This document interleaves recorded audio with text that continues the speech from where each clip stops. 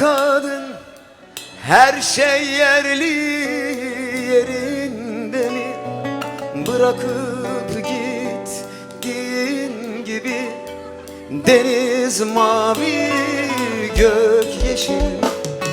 Söyle bana güzel kadın, her şey yerli yerinde mi? Bırakıp gittiğin gibi deniz mavi, gök yeşil. Hazır mıyız dostlar? Şimdi bitip tükenmez sigara, ciğerim nefessiz kalmış. Her şey yalan olsa bile en güzel aşk zor olanmış. Her şey yalan olsa bile en güzel aşk zor olanmış.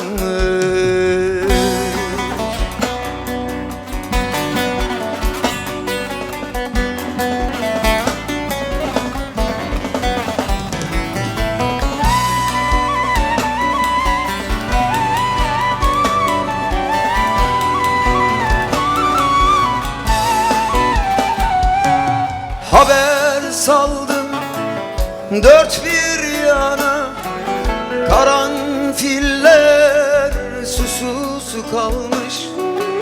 Bırakıp gittin gibi deniz mavi, gök yeşil.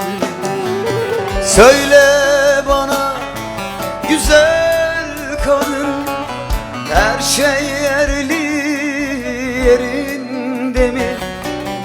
Bırakıp gittin gibi deniz mavi, gök yeşil mi? Size bırakıyorum. Kaç kişiyiz? Bitip tükenmez ciğerim nefessiz kalmış. Her şey yalan olsa bile en güzel aşk zor olanmış. Her şey yalan olsa bile en güzel